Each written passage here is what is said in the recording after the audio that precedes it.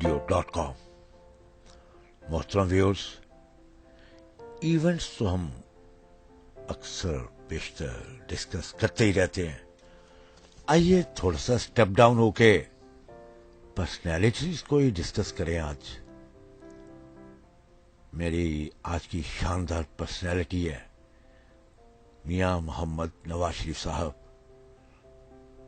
वजीर आजम पाकिस्तान।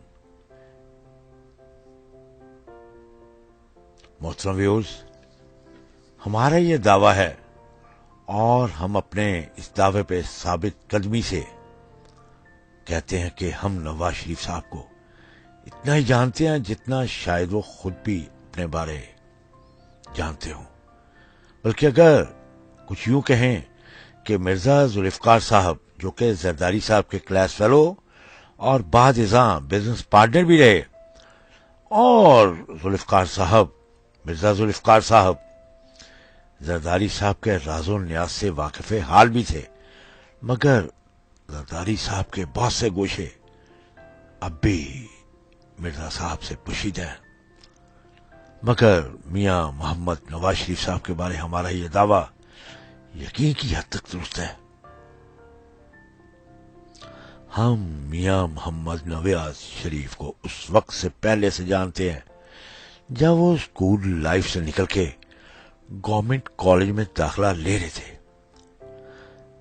यकीन कीजिए, उस वक्त भी मियां मोहम्मद नवाज शरीफ साहब के अंदर लीडर बनने के जरासीम तकवीयत पकड़ रहे थे, मगर वाह अफसोस के उनकी केमिस्ट्री उनकी इस ख्वाहिश से मैच ही नहीं करती थी, क्योंकि मियां साहब बचपन से ही नहायत शर्मीले थे।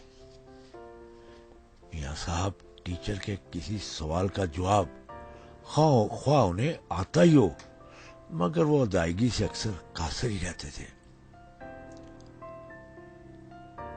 वो एक औसत दर्जे से भी कम दर्जे के तालिब इल्म थे, मगर इन सब के बावजूद लीडर बनने का शौक इनके अंदर बसर उतम मौजूद था। हमारे व्यूज के लिए शायद ये नई और हैरानगी की बात हो कि 60s की दिहाई के आखिर में इन्होंने गुजरांवाला के पहलवानों की अंजुमन का सदर बनना कबूल फरमाया कि गुजरांवाला किसी हद तक इसके ननिहाल और इनके होने वाले ससुराल का शहर था। याद रहे कि इनकी अहलिया मोहतरमा कुलसूम नवाज का ताल्लुक गुजरांवाला के नवाही कस्बा राहवाली से है और मोहतरमा राहवाली के मशहूर पहलवान खानदान से ताल्लुक रखती हैं। आपको याद होगा कि उस जमाने में पहलवानी शरफा का शेवा थी, और इन पहलवानों का सदर बनने के बाद मियां साहब ने सबसे पहला काम यही किया कि उन पहलवानों के दरमियान में खड़े होके अपनी एक बड़ी सी तस्वीर खिंचवाई और एक छोटा सा रसाला छपवा के उसमें अपनी ये तस्वीर और कुछ दीगर तस्वीरें अपनी लगा के इस रसाले को अपने क्लास फेलोज में और अपने उस जमाने के दोस्तों में तकसीम किया कि साथियों पे लीडरी का रोब कुछ इसी तरह जमे। इस दौर में मोहतरम नवाज शरीफ साहब ने लाहौर रेलवे स्टेशन पे कुली का लाइसेंस भी अपने नाम से लिया।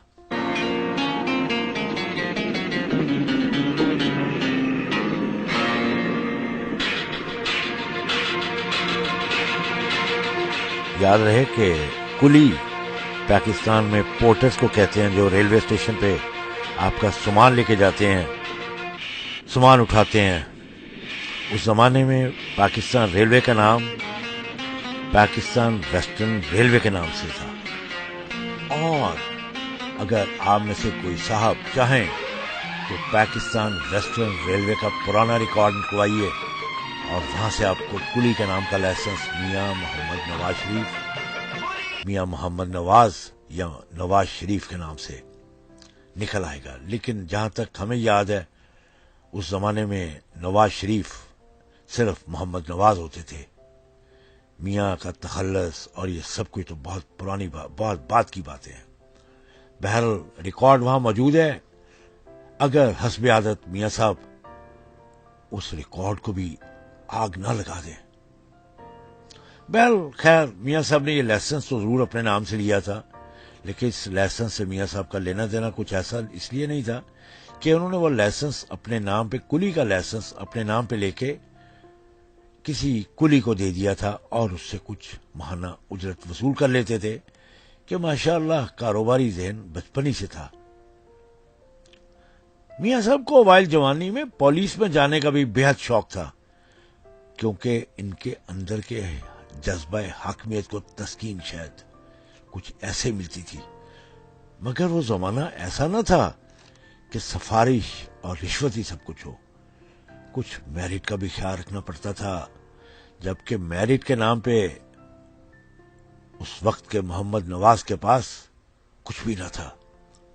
محمد نواز کا کاسا میرٹ کے نام سے خالی تھا، بس اپنے اس شوق کی تکمیل کی خاطر رضاکاروں میں بھرتی ہو گئے تھے اور رضاکار کی وردی پہن کے بہت عرصہ تک شام کو اپنے ہم عصروں میں فوقیت کے دعویٰ دار رہے۔ ہمیں تو یہ بھی یاد ہے کہ پاکستان کے سابقہ صدر ایوب خان کے دور میں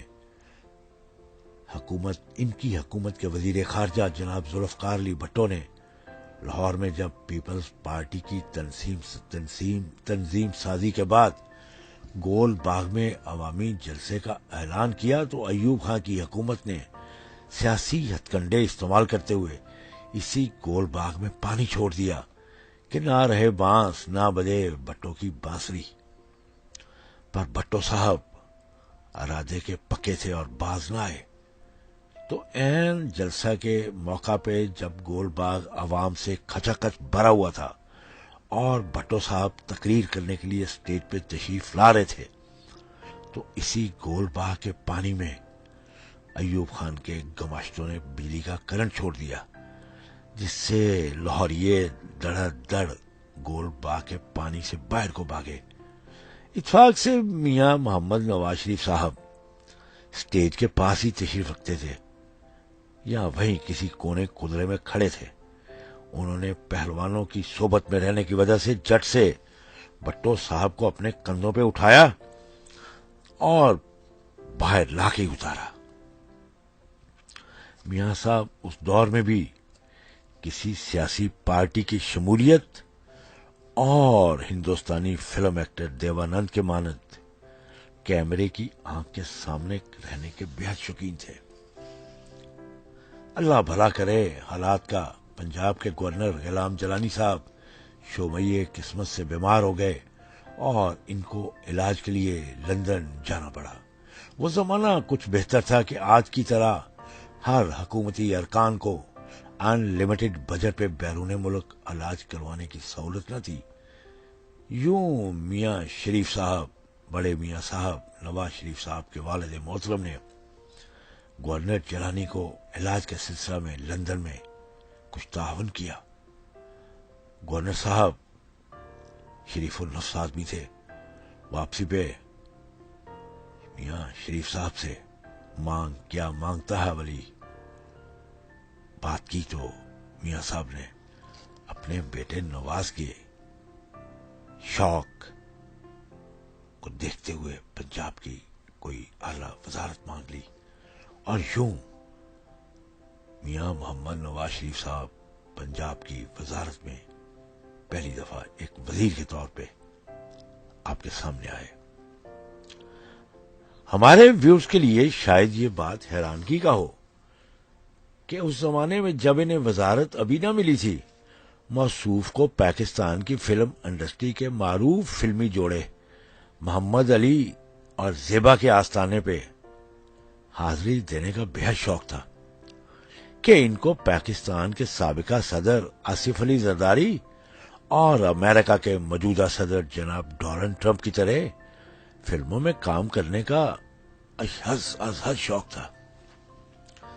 ان دو مذکورہ صدور صاحبان کا شوق تو ایک آدھ فلم میں کام کرنے سے پورا ہو گیا، مگر ہمارے نواز شریف صاحب نے وہ شوق اداکاری سیاست میں آ کے اسمبلی کے فلور پہ پیناما پیپر کے سلسلہ میں داستان کرب و بلا سنانے پہ مکمل کیا. میاں صاحب کو پرویز مشرف کی طرح خوبصورت دراز قامت خواتین بےحد پسند تھی.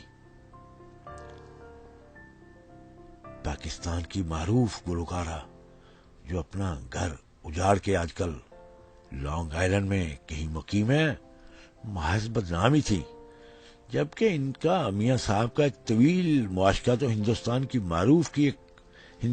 کے ماضی کی ایک معروف گلوکارہ شمشاد بیگم کی بھتیجی ارشاد بیگم سے تھا. اور ارشاد بیگم کو سفید رنگ کی ساڑی جچتی تھی، اور کیا خوب جچتی تھی. میاں صاحب جوانی میں کس حد تک دل پھینک تھے، آئیے ایک چھوٹا سا واقعہ آپ کو سناتے ہیں. میاں نواز شریف صاحب پنجاب کے وزیر اعلیٰ بنے، اور لاہور کے کور کمانڈر نے کسی اہم معاملے پہ وزیر اعلیٰ پنجاب کو بریفنگ دینی تھی، جبکہ وزیر اعلیٰ پنجاب کی محبوبہ دل نواز انڈیا سے تشریف لائی ہوئی تھی. یاد رہے کہ اس زمانے میں بوربن مری میں پی سی نیا تعمیر ہوا تھا، اور نواز شریف صاحب اسی پی سی کے سیکنڈ فلور پہ اس خاتون دل نواز کے ساتھ مقیم تھے.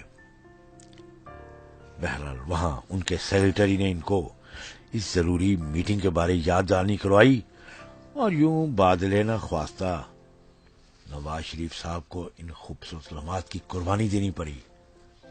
مگر ابھی ہیلی کاپٹر لاہور کے لیے نصف سے بھی کم راستہ طے کیا تھا کہ ہیلی کاپٹر کے ریڈیو فون پہ وزیر اعلیٰ پنجاب کے لیے ایک ذاتی میسج آیا.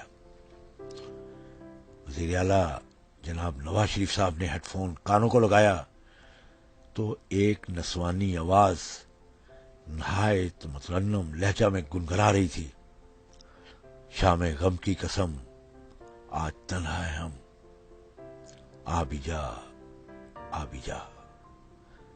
یوں یہ اہم میٹنگ اور بریفنگ پوسٹ پون کر دی گئی، اور ہیلی کاپٹر واپس مری کی طرف پرواز کر گیا.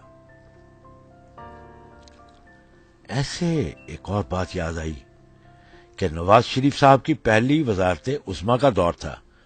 دہشت گردی اپنے اوائل درجہ میں تھی. راول پنڈی میں اعلی آرمی آفیسرز نے وزیر اعظم صاحب کو ایک اہم بریفنگ دینی تھی.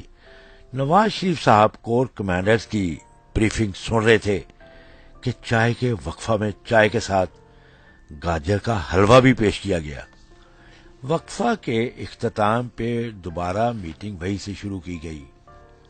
ابھی گفتگو اپنے نقطہ عروج پہ ہی تھی کہ محترم نواز شریف صاحب نے اچانک اپنے ساتھ والی نشست پہ بیٹھے ہوئے پاک فوج کے کالا عہدیدار سے دھیمے لہجہ میں نہ صرف گاجر کے حلوہ کی تعریف کی بلکہ اس کے بنانے والے شیف کے بارے میں بھی دریافت فرمایا.